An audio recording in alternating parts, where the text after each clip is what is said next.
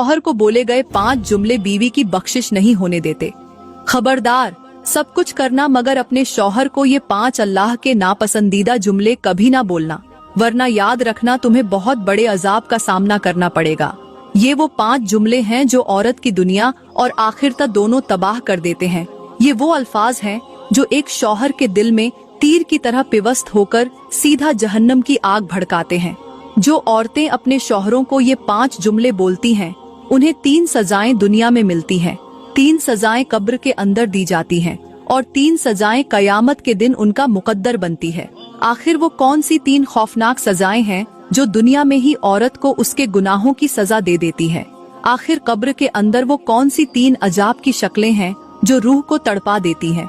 और मैदाने महशर में वो कौन सी 3 सजाएं हैं जो एक औरत को जहन्नम के दहाने पर ले जा खड़ा करती है?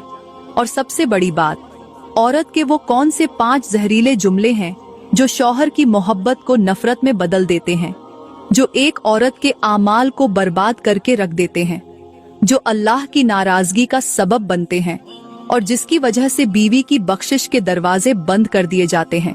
आज हम इन्हीं जुमलों पर बात करेंगे। मेरी प्यारी बहनों, आज का बयान बहुत खास होने वाला है, इसलिए वक्त निकालकर जरूर सुने।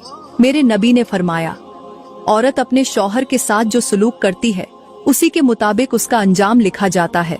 अगर वो शौहर की इताअत गुजार हो, उसके दिल का सुकून बने, उसके साथ नरमी और मोहब्बत से पेश आए, तो वो औरत जरूर जन्नत की हकदार होगी।